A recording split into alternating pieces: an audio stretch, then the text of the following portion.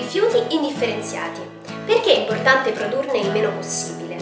Con una buona raccolta differenziata, questi rifiuti, che sono quelli da conferire in discarica, si riducono drasticamente, riducendo così anche i costi di smaltimento. Quindi, meno ne produciamo, meglio conserviamo il nostro ambiente e il nostro territorio. I rifiuti vanno inseriti in qualsiasi sacchetto ben chiuso e conferiti negli appositi contenitori. Cosa sì?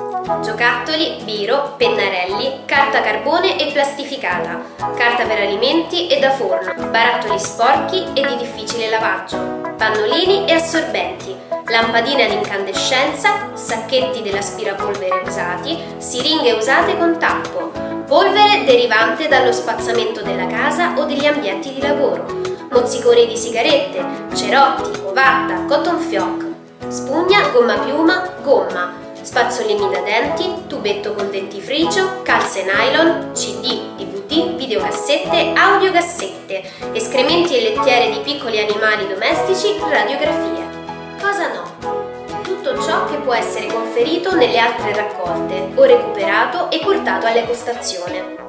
Rifiuti pericolosi, rifiuti liquidi, oli usati, rottami metallici, ingombranti come mobili e stendini, materiali edili, sanitari, batterie usate, rifiuti di origine animale, farmaci scaduti, rifiuti da apparecchiature elettriche ed elettroniche, lampadine a neon e a basso consumo, inerti e macerie, sfalci e ramaglie.